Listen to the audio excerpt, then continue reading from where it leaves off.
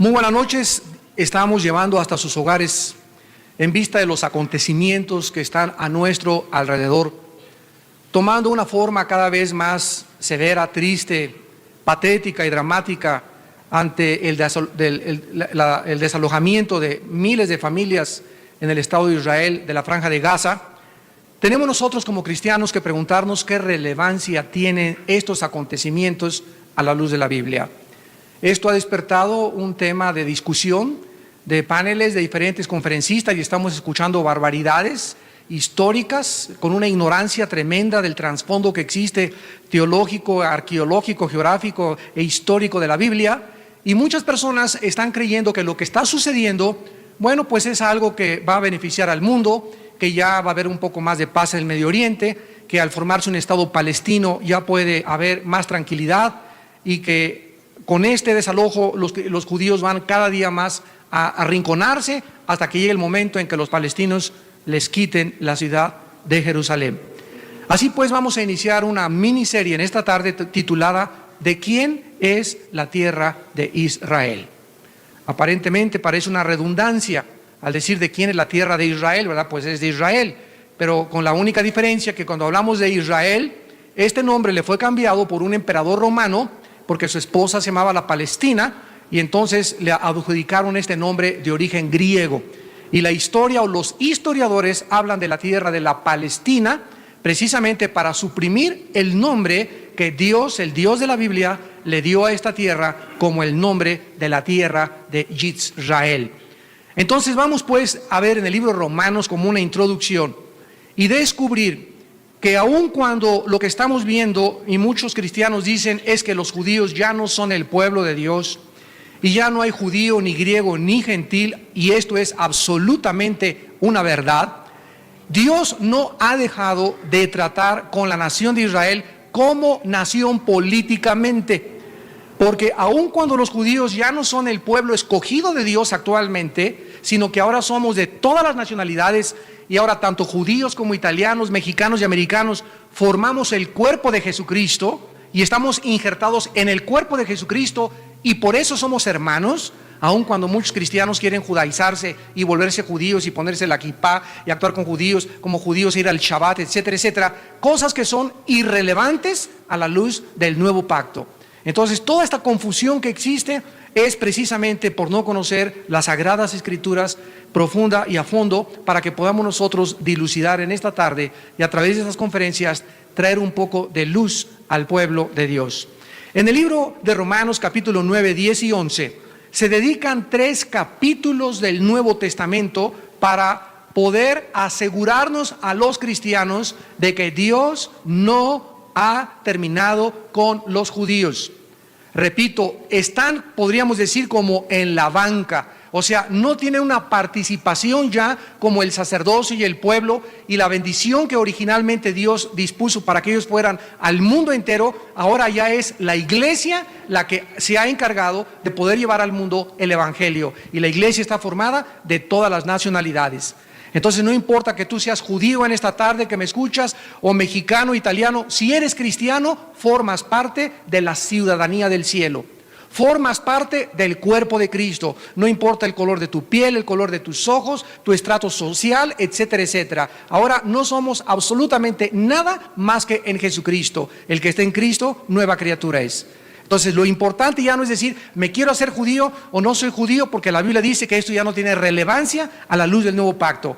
Pero la nación de Israel como tal, la Biblia dice que estos judíos que ahorita fueron hechos a un lado, y que por causa de que Dios los desechó, porque ellos quebrantaron el pacto, y ahora somos los beneficiarios nosotros del pacto abrámico, Gálatas 3, el que es de la fe en Abraham, es judío verdaderamente, y los que somos de la fe somos verdaderamente los descendientes de Abraham.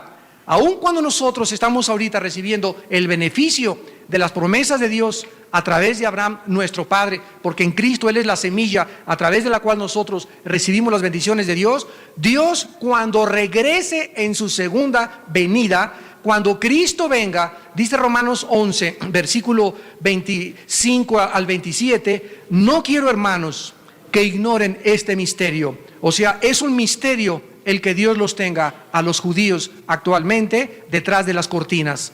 para que no seáis arrogantes en cuanto a vosotros mismos, que ha acontecido a Israel endurecimiento en parte. O sea, no fue un endurecimiento, ¿qué cosa? Total. ¿Por qué? Porque desde que Cristo murió y fue crucificado, ¿quiénes fueron los primeros cristianos? ¿Judíos? ¿El Mesías fue judío? ¿Se salieron de la sinagoga para comenzar a formar las iglesias cristianas? Entonces, toda la iglesia tiene su fundamento en los judíos. O sea, no se endurecieron todos. El mismo apóstol Pablo dice: ojalá que yo me convirtiera en anatema por amor a mis hermanos. Y durante los primeros 100 años, el primer siglo de la iglesia cristiana, la iglesia estaba formada en su mayoría por judíos. Y comenzaron posteriormente, como vimos ya, o lo vamos a ver en Hechos 15, a debatir si los gentiles podían tener también las bendiciones que tienen los judíos, y para eso fue escrito el libro de los Hechos. Pero la Biblia nos muestra claramente que siempre hubo un remanente. Siempre ha habido a través de los siglos judíos, étnicamente hablando, que creyeron en Yoshua HaMashiach, en Jesús el Mesías. Entonces, este endurecimiento de la nación de Israel es parcial. Hasta, dice, este endurecimiento durará hasta que haya entrado la plenitud de los gentiles. Y luego, o sea, cuando termine esta plenitud, todo Israel, ¿qué cosa? Será salvo. Como está escrito: vendrá de Sión el libertador, que apartará de Jacob la impiedad. Esto apartará de Jacob la impiedad es Daniel 9, 24 al 27, la profecía de las 70 semanas. Dios acabará con el pecado, con la iniquidad, se ungirá el santo de los santos, y entonces los judíos tendrán su Yom Kippur. Los judíos tendrán su día de expiación. Dice Apocalipsis 1, y verán al que traspasaron y harán lamentación. Y ahorita lo que está pasando en Israel, independientemente del fenómeno de que están siendo desalojados, por primera vez estamos contemplando que toda esa gente está comenzando otra vez a leer la Torah, o la Torah, la ley de Dios. El mismo Ariel Sharon dijo: estoy leyendo el libro de los jueces, estoy leyendo Primera y Segunda de Reyes, estoy leyendo y quiero documentarme acerca de cuánto de la tierra es de nosotros y por qué la perdimos. Entonces, este regreso, esta presión de ellos a comenzar a leer por la opresión y la angustia que están pasando, ¿qué cosa dice la Biblia? Es usada en la soberanía de Dios y en el plan eterno de los siglos. Dios es el arquitecto del universo y no hay ningún acontecimiento que no pueda tener relevancia a la luz de las profecías bíblicas. Entonces vamos a regresarnos en Romanos 11 al versículo 16 en adelante, para que podamos tener un trasfondo teológico y poder contestar la pregunta más explosiva que podríamos ahorita actualmente contestar: ¿a quién le pertenece la tierra? Dice el versículo 16 de Romanos 11: si las primicias son santas. La palabra primicias, aparche en el griego, significa los primeros frutos. ¿Quiénes fueron los primeros frutos de la iglesia? Los judíos. Si las primicias son santas, también lo es la masa restante. Y si la raíz es santa, también lo son las ramas. Pues si algunas de las ramas, algunas, observen, no todas, algunas fueron desgajadas, y tú, siendo olivo silvestre, o sea, a nosotros, a la iglesia, se nos llama en la Biblia el olivo silvestre. El olivo natural es Israel. Nosotros somos llamados el olivo silvestre. O sea, Dios, como un olivo, como una planta, cultivó a la nación de Israel, le puso una viña, como dice Isaías 5, la sembró alrededor, le preparó la tierra, y cuando regresó no dio fruto. Entonces nosotros ahora hemos sido injertados. Vamos a pedir silencio con los niños, por favor. Nosotros ahora hemos sido injertados en este olivo, pero no somos el olivo natural, somos el olivo silvestre.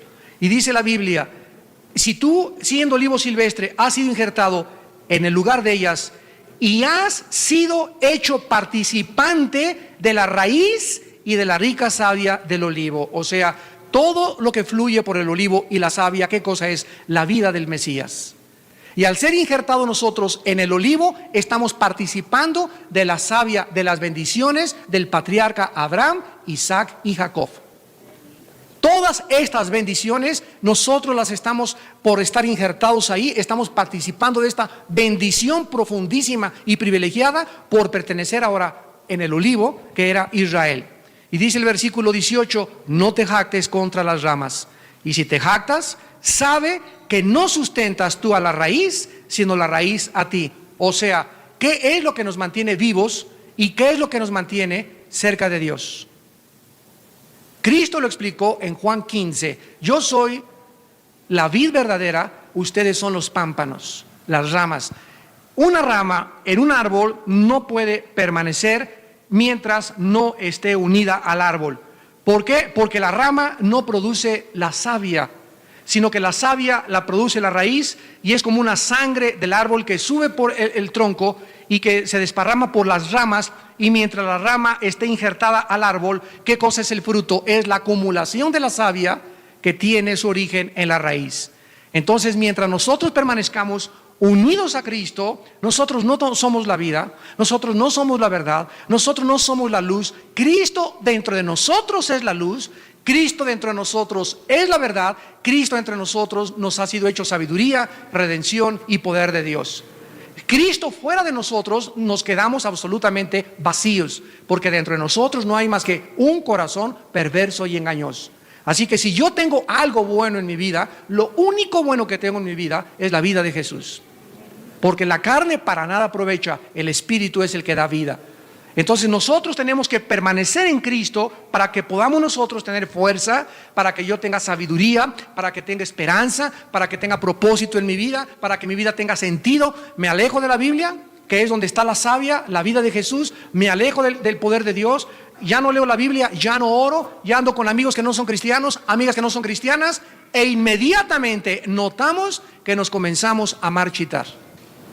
Sentimos que nos estamos secando, ya no tenemos ganas para esto, ya no tenemos el ánimo para el Señor, estamos perdiendo la santidad. Y esta santidad que no es de nosotros, no es inherente en nosotros, porque le pertenece a Jesucristo, no podemos nosotros tener comunión con Dios si no vivimos en santidad. Así que dice claramente la Biblia, las ramas dirás fueron desgajadas para que yo fuera injertado. O sea, se nos alerta, se nos advierte, hermanos, que nosotros no miremos de arriba abajo a los judíos. Quiero decirles que después del tercer siglo de la era cristiana, la iglesia, cuando los judíos dijeron, ya descansamos, por fin, ahora Constantino se convierte en el emperador romano y absorbe el cristianismo como la religión oficial, los judíos dijeron, ya nos van a dejar de perseguir. Y cuando Constantino absorbe el cristianismo como la religión oficial, la iglesia se convierte en el principal perseguidor del pueblo judío. Si ustedes supieran todo lo que Martín Lutero dijo de los judíos, no lo podrían creer. Casi decía que eran peor que los animales. Entonces nos damos cuenta que el antisemitismo también se infiltró dentro de la iglesia cristiana. Y ahora en los últimos siglos Dios está levantando a su pueblo y nos está orientando para que nos demos cuenta que no seamos orgullosos. Y que con el pretexto que muchos dijeron, es que los judíos crucificaron a Cristo, ahora lo entendemos. No fueron los judíos ni los romanos, fuiste tú y fui yo. Fue el pecado lo que colgó a Cristo en una cruz. Los instrumentos fueron los judíos y los romanos, pero ellos no pueden llevar toda la culpa, porque la culpa fue el pecado de la raza humana, porque Él se hizo pecado por todos los seres humanos que creamos que Él murió en la cruz por nosotros. Así que es importante que quitemos todos estos escombros y todas estas falsas ideas y pensamientos que a través de la historia han equivocado el plan de Dios y pervertido el plan de Dios. Y dice el versículo 20, por su incredulidad fueron desgajadas. No dice por sus borracheras, no dice porque fueron borrachos, parranderos y jugadores, porque traficaban con marihuana, porque robaron, porque eran adúlteros, sino que el pecado más grande de acuerdo a Dios lo dice Primera de Juan capítulo 5. Y este es el testimonio que Dios nos ha dado vida eterna. El que no cree que Dios nos ha dado vida eterna hace al Padre mentiroso. Y esto es lo que se llama la blasfemia contra el Espíritu Santo. No creerle a Dios lo que Él ha dicho y hablado acerca de su Hijo Jesucristo. Así pues, la incredulidad es rechazar y decir, Dios no ha intervenido en el espacio y en el tiempo, Dios no ha pisado el escenario mundial, Dios no ha hablado, yo tengo mi propio Dios, voy a crear mi propio Dios y voy a acabar creyendo cualquier cosa. Esta es lo que se llama el juicio, que la luz vino al mundo y los hombres rechazaron la luz. Y este pecado no tiene perdón. ¿Por qué? Porque es el rechazo de la luz y de la fe en Jesucristo. Entonces, los judíos rechazaron, y lo vamos a estudiar en esta noche, a Dios. Y se volvieron a el dios Baal y a la diosa Astoret o Astarot, que se puede usar de las dos formas. El dios Baal era el dios significa Baal, apúntalo, significa señor. Baal significa esposo, significa dueño y significa poseedor. Baal. Y Astoret o Astarot era la reina y la diosa de la sexualidad. Y tú puedes decir ahorita no tengo a Baal ni tampoco tengo a Astarot. Sin embargo, en el siglo XXI en que nosotros vivimos, la Biblia nos previene, dice Primera de Juan, hijitos, apártense de los ídolos. Y creemos que los ídolos, ¿verdad?, es una estatua de San Cristóbal, del niño de Atoche o de la Santa Muerte, etcétera, etcétera. Y la Biblia nos muestra que cualquier cosa que aparte tu corazón y tu devoción de Dios es un ídolo. Cualquier cosa que tú ames más que a Dios es un ídolo. Y por eso Baal se llama esposo, porque te casas con el deporte, o te casas con el América, o te casas con tu motocicleta, o te casas con tu hobby, o te casas con tu trabajo y trabajas de las 8 a las 8 de la noche y tu trabajo se convierte en tu Dios. Cualquier cosa a la que le dediques más tiempo que a Dios es tu ídolo. Y ahora se adora a la diosa del sexo. Ahora el sexo se anuncia hasta para anunciar una pastilla de jabón. Para cualquier cosa, revistas, anuncios publicitarios, películas, todo, ya los nombres de las películas están tan descarados que ahora ya usan hasta la prostitución para poder anunciar realmente lo que Dios ha condenado como la causa de la corrupción y la depravación del ser humano. Entonces la iglesia corre este peligro de volverse otra vez al dios del dinero, al dios Baal y a la diosa del sexo. Y esta es la razón por la cual, ¿qué cosa? Fueron desgajadas. Vienen ustedes la advertencia. Pero tú, versículo 20, por la fe estás en pie. ¿Qué es lo que me mantiene parado? O sea, aquí en esta tarde, y los que nos escuchan por la televisión, la Biblia dice que no hay más que dos tipos de personas: los que están de pie y los que están tirados. Y los que están tirados están, ay, ya no funciona el cristianismo, ay, ya no puedo, ay, ya no tengo fuerzas. Hermano, ore para que caiga la unción del Espíritu Santo y tóqueme para que el Espíritu Santo me sacuda. Y comienzan a creer que hay fórmulas y se les llama milagros maruchas. Creen que algo instantáneo, voy a ir a esta reunión para que me toquen y sea ungido, y en ese momento ya voy a salir y voy a tener. ¿Sabes una cosa? No hay ningún atajo para la santificación. Esto es algo de todos los días, de todos los días, de todos los días. A lo mejor fuiste a un congreso y te sentiste bien y ungido, gloria a Dios, pero llegando a tu casa y al amanecer tienes que volver otra vez a vivir en ese nivel de santidad. Y nadie va a pelear tus batallas más que tú. Tú tienes tus guerras que luchar y yo tengo mis batallas que luchar. Así que no vengas con el pastor, hermano, ayúdeme. El que te va a ayudar es Dios, y tú tienes que pelear por ti y usar las armas de la luz. Yo solamente te digo cómo usarlas, pero tu responsabilidad es tuya como soldado de Jesucristo. No podemos cargar a nadie en la guerra demasiado tiempo. Cada quien llevará sus propias cargas. Entonces hay personas que están y quieren que las cargues y no las podemos cargar, sobre todo cuando ya eres mayor de edad y ya estás grandecito. Ya tienes que luchar y enfrentar tus responsabilidades y tus decisiones de acuerdo a lo que tú hiciste en tu vida. Ya no puedes, papita y mamita esta. Ya enfrenta tú la vida y enfrenta tus responsabilidades para que Dios te pueda bendecir.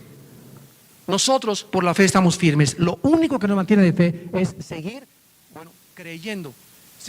creyendo que Dios es Dios. Seguir creyendo que Dios puede verdaderamente fortalecernos. Y dice más adelante, por la fe estamos firmes, porque si Dios no perdonó a las ramas naturales, a ti tampoco te perdonará. Qué tremenda advertencia para nosotros, ¿verdad? Y es lo que vamos a ver ahorita. Estamos viendo cómo están sufriendo los judíos. Y haz de cuenta que llegan mañana y nos dice el gobierno, toda la colonia del Valle, les damos 48 horas para que dejen sus casas. Y van a ser rodeados con más de 40,000 soldados y no se salen. Y no solamente les ordenamos que dejen sus casas, sino que los estamos sacando para que le entregues tu casa a tus enemigos. No podemos entender todavía lo que ellos están experimentando. Yo le decía a mi esposa, he visto y hemos visto todos en el cine y en el teatro, en las películas, a las mujeres llorar, ¿verdad? Y como gritan las árabes y todo, y en México y en cualquier lado. Pero yo nunca había visto llorar hombres como los he visto llorar ahora que están siendo desalojados. O sea, estoy viendo a hombres llorar con dolores de parto. como si les hubieran matado a toda la familia, así con una desesperación tremenda. Y cuando sabemos que el gobierno israelí les dio $150,000 de indemnización, o sea, por lo menos ya tienen, no los echaron así nada más a la calle, sino que lo están cambiando a otro lugar, pero aman tanto la tierra y tienen 38 años desde el 67 que conquistaron estos territorios ahí, que ellos están llorando como con dolores de parto porque saben lo que representa espiritualmente. En su espíritu, aunque no reconozcan a Jesús, saben que algo está más profundo que los hace llevar a la angustia y al dolor, y que es un retrato al mundo entero, principalmente para nosotros, es un aviso del cielo. Si ellos después de más de 2000 años fueron desechados y Jesús dijo: no vendré a vosotros hasta que no me digan bendito el que viene en el nombre del Señor, imagínense a nosotros, la iglesia, que tenemos mayores bendiciones, mejor pacto y un mejor sacerdocio, lo que Dios nos va a demandar antes de que Él venga. Y esta es la razón por la cual les quiero hablar de esto. No solamente les quiero dar historia de Israel y lo que está pasando, sino que ha conmovido las fibras más íntimas de mi alma, porque Dios nos está diciendo: vengo pronto, y quiero decirles, así como a ellos les estoy apretando la pinza y cada vez por haberme rechazado sufrirán, Dios, dice la Biblia en Pedro, el juicio comenzará con mi casa. Y quiero decirles, hermanos, que Dios está comenzando a juzgar cientos de iglesias en el mundo entero. Cientos de pastores, cientos de familias, cientos de predicadores. Ahorita es una purificación que se viene del Espíritu Santo, donde Dios va a sacar de nosotros la razón y los motivos verdaderos por los cuales le estamos sirviendo. Y ahorita no es el tiempo de que soy frío o soy caliente, o eres frío o eres caliente. No es tiempo de tibieza. Dios odia la tibieza. Y ahora te vas a demostrar tú que eres o no eres. Y si no eres frío ni caliente, quiero que sepas que te vomitará Dios de su boca. Y el mundo va a estar más rodeado de pornografía, de depravación, de corrupción, donde te vas a acostumbrar a creer que es normal esto. Y dice la Biblia: como un rayo caerá sobre el mundo, como ladrón en la noche caerá sobre el mundo, y el mundo no se dará cuenta lo que está por acontecer. Y lo podemos ya percibir en el aire. Ya huele a podrido el mundo a nuestro alrededor. Matrimonios gays en España, matrimonios gays en Holanda, matrimonios gays en Bélgica, en 4 estados de Estados Unidos. Está la propuesta aquí en la Cámara de Legisladores, por lo que vamos a hablar con los líderes del PRI el sábado, de que qué pensamos de que si promueven los matrimonios gays en México, cuáles son las consecuencias de estas cosas. ¿Es verdad que tienen derecho los homosexuales y las lesbianas a ser madres y padres de los niños? ¿Es verdad que se puede legislar la moral de ese sentido? ¿Qué vamos a decir nosotros? Es nuestra oportunidad. Pero tú sigues leyendo el Calimán, sigues acostándote y no te pierdes la telenovela. Y así pasa, llegas a los 40, 50, 60 años de edad y siempre tu vida ha sido superficial, una vida vana, una vida carente de propósito. Nunca has podido estar de pie, siempre has estado a gatas, siempre has pedido que te jalen, que te carguen. ¿Por qué? Porque nunca te has convertido en un guerrero y en una guerrera de Dios. Y ahorita Dios está preparando su último ejército para pelear contra las cosas que vienen, porque el diablo viene como un río, pero vamos a levantar bandera contra él.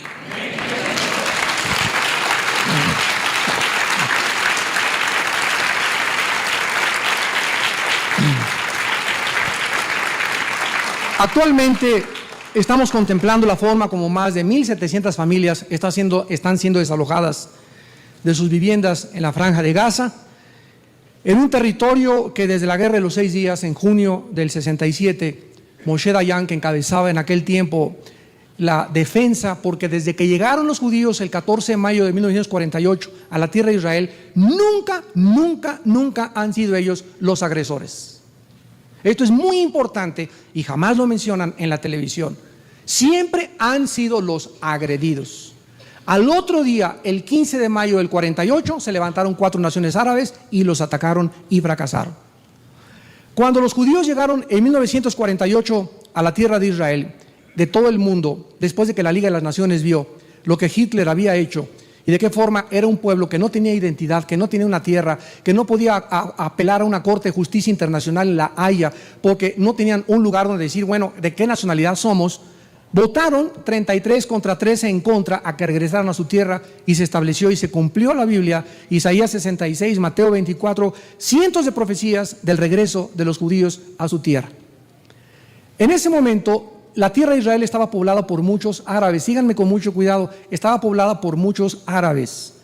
Nunca los árabes habían tenido una permanencia continua en la tierra de Israel, porque en 1917 los ingleses sacaron a los otomanos turcos que durante 400 años controlaron la tierra de Israel. Así que nunca ha habido tal cosa como un control árabe o judío desde hace más de 3 o 4 siglos.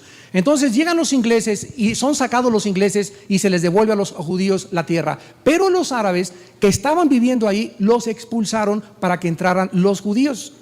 Entonces cuando los árabes se dieron cuenta que fallaron militarmente, y que después del 48, en el 50, 53, guerra tras guerra contra ellos, les lanzaron la guerra de los 6 días, donde ante los ojos estupefactos del mundo, Israel vence a 5 naciones árabes, cuando eran casi quintuplicados, casi eran 100 árabes por un judío.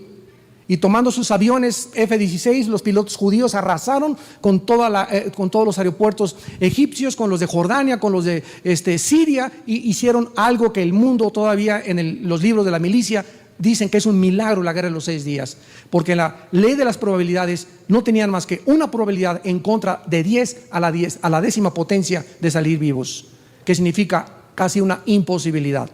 Entonces estos árabes que fueron expulsados comenzaron a pedir ayuda a sus hermanos árabes para que les dieran asilo.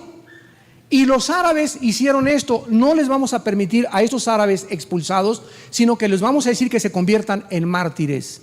Y se levanta en 1962 un hombre llamado Yasser Arafat, que comienza a organizar a estos árabes y les cambia el nombre de árabes y les pone palestinos. O sea, los palestinos no son los palestinos más que los filisteos que emigraron de Creta antes de que viniera Jesucristo. Entonces estos palestinos con otro nombre se convierten en víctimas a la luz del mundo, diciéndole al mundo: nos expulsaron, nos sacaron, pero nunca nadie le dijo a Jordania: oye, ¿por qué tú, que es tu hermano, no le das asilo? ¿Por qué no los permiten migrar a Siria o a Líbano o a Egipto o a Saudi Arabia, que son multimillonarios? Sin embargo, se juntaron los árabes y dijeron: no, vamos a poner presión sobre los judíos y que sean los judíos los que les den casa.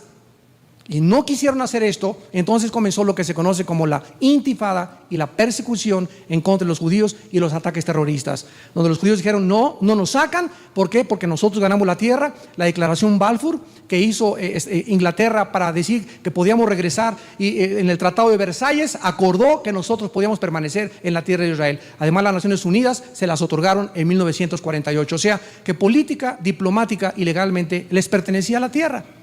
Pero los árabes, vuelvo a repetir, ha sido un odio jarocho, como decimos en México, en contra de ellos, para que ellos no permanezcan. Y la consigna de Yasser Arafat en la Organización para la Liberación de la Palestina, en su declaración y en sus estatutos, dice así: nuestra misión es acabar y exterminar a la nación de Israel. Todo este conflicto que es y tiene sus repercusiones espirituales, tenemos nosotros que remontarnos a la raíz. Actualmente, la presión internacional, principalmente de la Unión Europea, está obligando al gobierno israelí, encabezado por el premier Ariel Sharon. Por cierto, la palabra Ariel, apúntala, significa el león de Dios, que tampoco es coincidencia. Ariel Sharon, a entregar más y más tierras a los palestinos para que ellos puedan conformar un estado dentro de la tierra de Israel.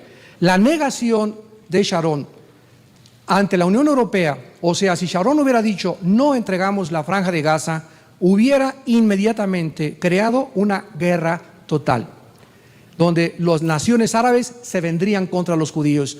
Y en este momento, cuando el único país en el mundo que ha defendido desde el 48 a los judíos ha sido los Estados Unidos de Norteamérica, cuando vimos el ataque el 11 de septiembre a las torres, el ataque no fue a las torres, el ataque fue indirectamente a Israel. Atacaron las torres y atacaron a Estados Unidos porque Estados Unidos defiende a Israel, y si pueden minar el apoyo americano a los judíos, se quedan solo los judíos en el mundo.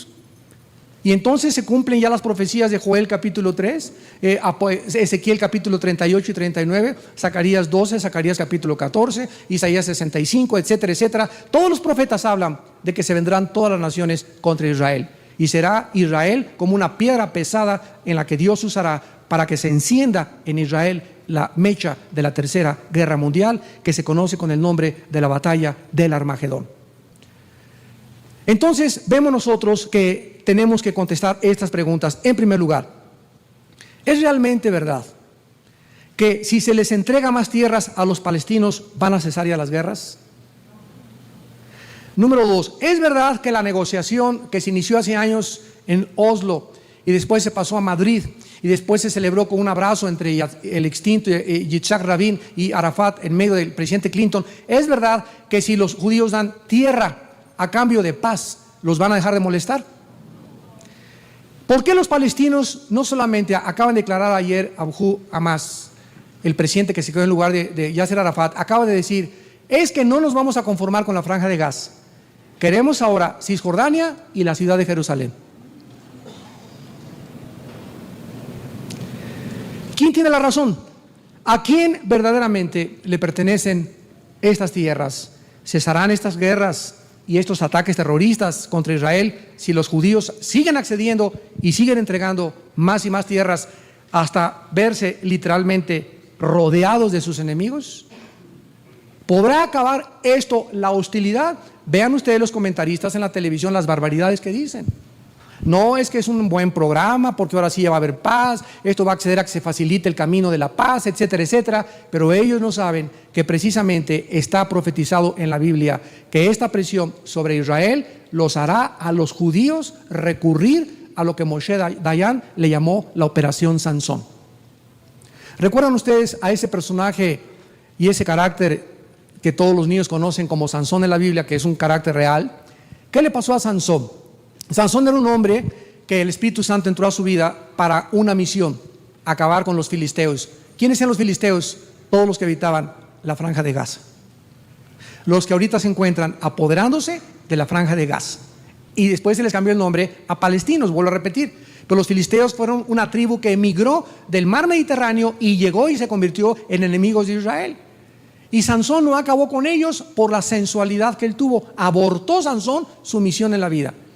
Y al final de su vida, cuando le sacaron los ojos y el Espíritu Santo lo abandonó y ya se dio cuenta que no él era fuerte sin Dios, porque nuestra fuerza es en él y que lo que le daba la fuerza era el Espíritu Santo y no sus músculos, Sansón antes de morir le dijo a Dios, concédeme que en este momento yo pueda derrotar a tus enemigos. Y Dios en su misericordia vuelve a llenar a Sansón con su Espíritu Santo y Sansón pone una mano en una columna y en otra columna que sostenía a todo el templo de Dagón y de los filisteos y derrumba el templo y muere Sansón junto con sus enemigos.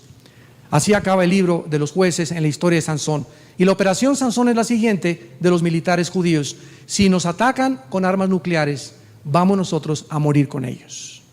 Esta es la determinación a la que llegó Moshe Dayan desde el 1967, cuando conquistaron la parte oriental de Israel. Y la Biblia nos dice que antes de que los judíos usen las armas nucleares, Cristo regresa al mundo. Y mirarán aquel al que traspasaron, y Jesús les dice, cuando vean en Jerusalén la abominación desoladora que habló el profeta Daniel, que es el anticristo, corran. Y ojalá que no sea en invierno vuestra huida, ni en día de reposo, ni que estés embarazada. Porque en ese tiempo, ¿verdad?, los alcanzarán los ejércitos del anticristo, morirán y no podrán escapar. Y entonces viene la persecución final y más cruel y sangrienta de la historia contra el pueblo de Dios de manos de un hombre llamado el anticristo en la Biblia. Así que esto no es nada con los sufrimientos que les esperan en el futuro. Vamos a comenzar a ver en el libro del Génesis capítulo 12. En primer lugar, los pactos que Dios hizo con la nación de Israel. Y antes de entrar en detalles, es importante aclarar lo siguiente. Hay muchas personas que dicen, ¿y por qué Dios escogió a los judíos y no a los árabes? Bueno, pues aquí en México también, ¿y por qué no a los tlaxcaltecas? Y los italianos pueden decir lo mismo, ¿y por qué no a nosotros? Y los rusos, ¿y por qué no a nosotros? Y los alemanes, ¿y por qué no a nosotros? ¿Habrá sido porque los judíos eran algo especial? ¿O porque tal vez eran más santos que las demás naciones, cuando ni siquiera había naciones formadas? ¿O era porque eran más inteligentes? De ninguna de estas cosas se basó la decisión de Dios. En Deuteronomio 7 les dice, no por ser ustedes mejor que los demás, sino porque los amé por gracia. ¿Nunca te has preguntado, por qué yo soy cristiano y mi hermana no? ¿Y por qué si yo anduve con amigos, verdad, borrachos, parranderos, jugadores, muchos están ya, se quedaron locos, otros están en el manicure, en el psiquiátrico, otros están en la cárcel, y yo soy cristiano y ahora tengo una nueva vida y tengo una esposa y voy a formar y tengo esperanza para vivir y tengo tantos amigos míos del mundo con los que yo vivía que siguen igual? ¿Nunca te has preguntado por qué tú y por qué yo y por qué no los demás? Y cuando yo me pregunto eso, ¿había algo en mí para que Dios me haya escogido a mí o a ti? Nada, absolutamente. En mi caso personal, yo estaba en el lodo cuando Dios me levantó, en el lodo totalmente. Yo no daba un peso por mi vida ya, yo creí que ya no tenía ningún futuro, ni mucho menos. Y de ahí me levantó Dios y comenzó a formar y a desarrollar en mí el carácter de Jesús y lo sigue desarrollando. Y por eso vivimos tan humillados, porque no hay nada en nosotros en lo cual se haya fijado Dios. Todo es por gracia. Es una palabra que el mundo no conoce, que significa favor que no merecemos. Y eso nos hace vivir humillados, porque cuando llegue al cielo, lo primero que le voy a preguntar a Dios es ¿por qué? Y tal vez allá Él nos los conteste.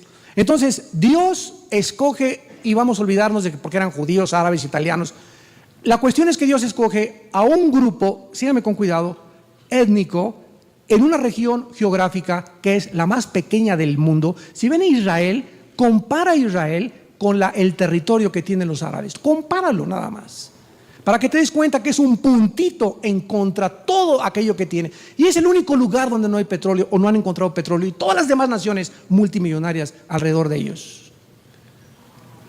Dios escoge a este grupo de personas para que a través de ellos pudiera venir el Mesías.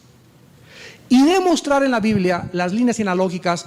Abraham, padre de Isaac, Isaac, padre de Jacob, padre de fulano, fulano, y decimos, ¿y para qué tanto padre, hijo de tal, hijo de tal, hijo de tal? Llegamos a Lucas, y hijo de tal, María, hijo de tal, y tal, Mateo, hijo de tal, porque es el único personaje en la historia, Jesucristo, de quien se puede trazar su genealogía desde los tiempos de Adán.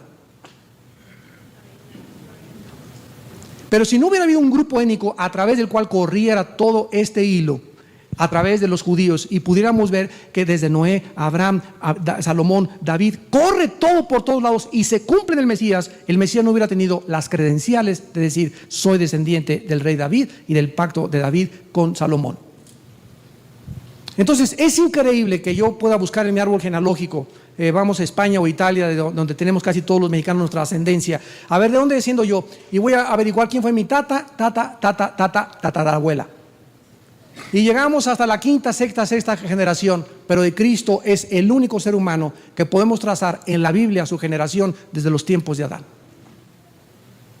En segundo lugar, Dios escoge a los judíos para que a través de ellos tuviéramos este libro que tengo en mis manos y que se llama la Biblia. Dios tenía a través de los profetas hebreos que transmitirles sus conocimientos para que ellos bendijeran al mundo. Dios escoge a los judíos en tercer lugar para que a través de Dios, bendiciéndolos a ellos se bendijeran al mundo con una vida justa y santa y pía. Y sin embargo vemos que fracasaron literalmente. ¿Por qué me escogió Dios para ser cristiano? ¿Y por qué te escogió Dios para ser cristiano? Para que, cara Dios, ya nos vamos al cielo, gloria a Dios, aleluya, al cielo, la sangre de Cristo me va al cielo. Dios no me salvó solamente para creer que ya me voy al cielo, Dios me salvó para que yo bendiga a mi familia, para que bendiga a mis hermanos, para que bendiga a mis hijos, para que bendiga a mi esposa, para que bendiga a mi ciudad, para que bendiga a mi nación, para que bendiga a mis amigos en la escuela, para que sea yo un objeto de bendición en lugar de un objeto de maldición, que es lo que éramos antes de ser hijos de Dios. Si tú no entiendes tu misión en tu vida, estás abortando el plan de Dios para tu vida. Nada de lo que nos da Dios. ¿Para qué me da Dios dinero? ¿Y para qué me da y me enriquece? ¿Y para qué me pone más dinero en el banco? No, para que guarde y guarde y guarde. ¿Por qué? Porque se van a hacer agujeros en el saco. Dios me da para que yo pueda darlo a los demás, para que yo simplemente sea un canal de bendición a los demás. Nunca Dios nos da nada para nosotros desde Abraham. Te bendigo para que tú seas bendición a las naciones. ¿Vas entendiendo el plan de Dios? Porque la avaricia es idolatría. Dios no quiere que nos aferremos a nada porque lo que Dios nos da es para los demás.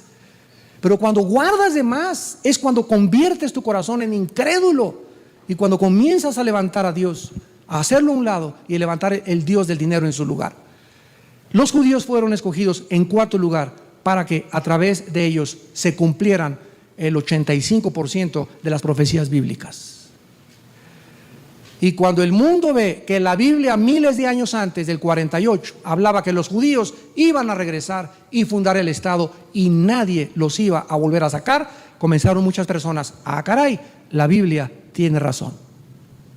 Y cuando estamos viendo ahorita el desalojo, que son maldiciones que Dios está permitiendo caer porque Dios va a tratar con ellos y con los árabes, también decimos, Dios mío, las palabras de Dios son fieles y verdaderas. Esta es la razón por la cual Dios escogió un pueblo llamado los judíos.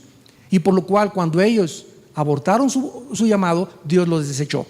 No para siempre, como ya vimos en Romanos 11, sino que los tiene detrás de las cortinas para volverlos a llamar a ser actores en el último acto de la vida del planeta Tierra. Ahora bien, aquí en Génesis capítulo 12, dice la Biblia en el versículo 7 que cuando Dios llama al fundador, al padre de la nación judía, le apareció a Jehová Abraham, Génesis 12:7, y le dijo: a tu descendencia daré esta tierra. Y edificó allí un altar a Jehová, quien le había aparecido. En Génesis capítulo 13, versículo 15, Dios le dice: porque toda la tierra que ves la daré a ti y a tu descendencia para siempre. Por favor, tomen nota. La palabra descendencia es la palabra hebrea sera con Z, que significa semilla o simiente. Y nosotros somos esa semilla, de acuerdo a Gálatas 3 y Gálatas 4 y Gálatas 5.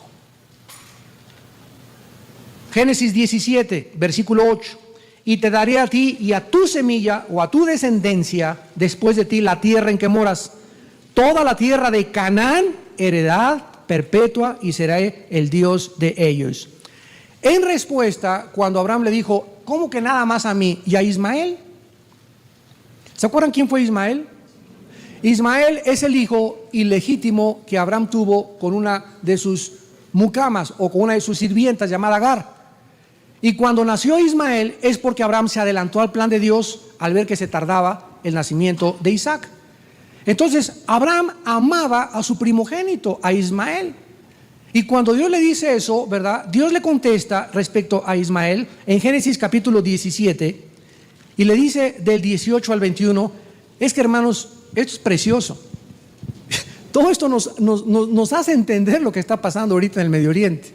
Dice Génesis 17, versículo 18 al 21, y dijo Abraham a Dios: ojalá Ismael viva delante de ti. Aquí Abraham está intercediendo por su hijo. Respondió Dios: ciertamente Sara tu mujer te dará a luz un hijo y llamará su nombre Isaac, y confirmaré mi pacto con él como pacto perpetuo para sus descendientes después de él. Y en cuanto a Ismael, tómenle nota que Ismael es el padre de los árabes. Los judíos descienden de Isaac, los árabes de Ismael. A ver, entonces tenemos la ecuación: los judíos y los árabes son primos hermanos y se están matando. Vean nada más, son primos hermanos. En cuanto a Ismael, también he oído, he aquí, miren lo que dice: le bendeciré y le haré fructificar y multiplicar mucho en gran manera.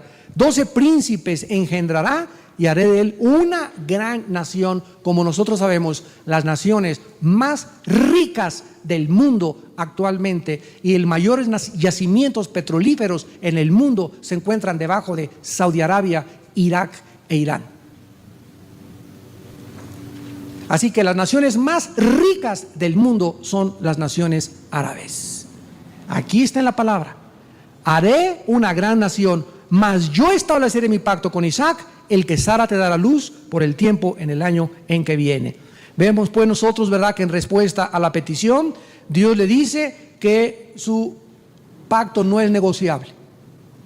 El descendiente sería y bendecido Isaac, pero los árabes serían grande y ricamente también bendecidos por Dios, por las promesas del pacto.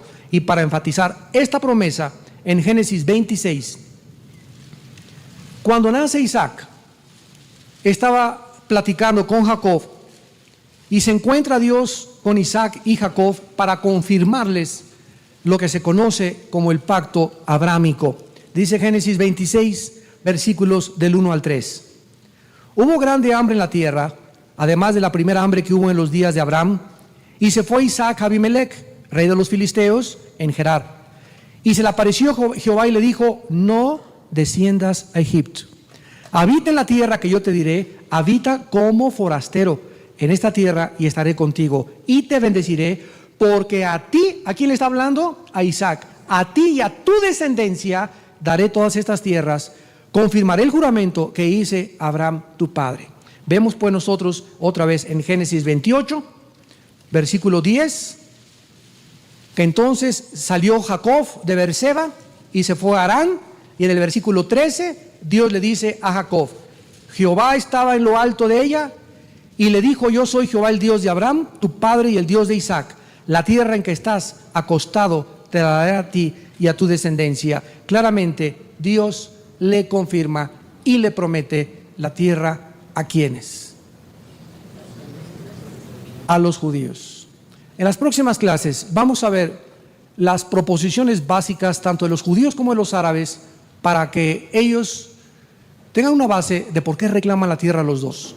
Quiero decirles que los árabes también tienen sus bases, y la más grande base, la vamos a ver en las próximas clases, la más grande proposición de los árabes para reclamar la tierra como suya es que ellos saben y dicen: los judíos quebrantaron el pacto de Dios.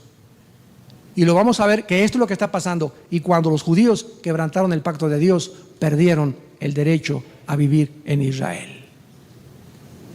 Y el hecho que hayan regresado en el 48 no es más que una obra de la misericordia de Dios, pero desde que regresaron no han podido vivir en paz. Y aunque ya no van a ser nunca arrancados de acuerdo a las profecías bíblicas, porque cuando vengan a usar las armas nucleares va a venir Jesucristo, esto nos habla que la venida del Señor está más cerca de lo que esperamos. Y oiréis de guerras y rumores de guerras, pestes, hambres, terremotos en diferentes lugares. Se levantarán los hijos contra los padres contra los hijos, y los enemigos del hombre serán los de su propia casa. Pero ustedes, pequeña manada, no tengan temor, porque estoy con ustedes todos los días hasta el fin de los siglos. Mi mano derecha te sostendrá, nunca te dejaré, nunca te desampararé. Pero el que habita al abrigo del Altísimo morará bajo la sombra del Omnipotente. Lo único que tenemos que hacer es, para no ser desgajados como fueron desgajados los judíos, es seguir creyendo, porque por la fe estamos en esta noche de pie. Oremos. Padre de Abraham, de Isaac y de Jacob, Padre de misericordias y de toda consolación, que nos has dejado las sagradas escrituras para que las escudriñemos, para que podamos encontrar en ellas a Jesús escondido detrás de todas las profecías, y porque además con ellas participamos de la vida eterna. Jesús te pidió y te dijo: Padre, santifícalos en tu palabra es verdad. Somos santificados, somos apartados cada vez más y más mientras más leemos la Biblia, mientras más nos apropiamos de sus promesas y mientras creemos lo que está escrito, porque esta confianza en lo que Dios ha hablado se llama en la Biblia la fe. La fe no es más que creer que Dios ha hablado y que lo que Él ha dicho ha sido verdad, y que ninguna de sus palabras jamás ha caído en tierra, porque los cielos pasarán, pero la palabra de Dios siempre permanecerá. Te doy gracias, Padre, porque tú dices que nunca mudarás lo que ha salido de tus labios. Tus promesas son todas el sí y el amén, y en Cristo nos llevas de victoria en victoria, y no tenemos por qué tener temor absolutamente de ninguna cosa, porque al ver los acontecimientos mundiales y al ver a aquellos que formaban parte de tu pueblo lo que están sufriendo en nuestros ojos, delante de nuestros ojos, y estamos viendo que tus promesas se cumplen y que ellos, por haber rechazado al Mesías, están siendo despojados de sus viviendas y de sus lugares, es con el único propósito que se vuelvan a ti en estos tiempos. Tú estás preparando a Israel para que te acepten cuando tú vengas como el Redentor. Y tu palabra dice: en su angustia me buscarán. Y desgraciadamente es en la angustia, cuando nos va mal en la vida, que volteamos los ojos al cielo y te pedimos ayuda. Orad por Jerusalén y por la paz de Jerusalén, dice la palabra de Dios. Y oramos, Padre Santo, por Jerusalén en esta noche. Oramos por ese pueblo que aún está apartado conforme a tu propósito eterno, para pronto ser usado otra vez.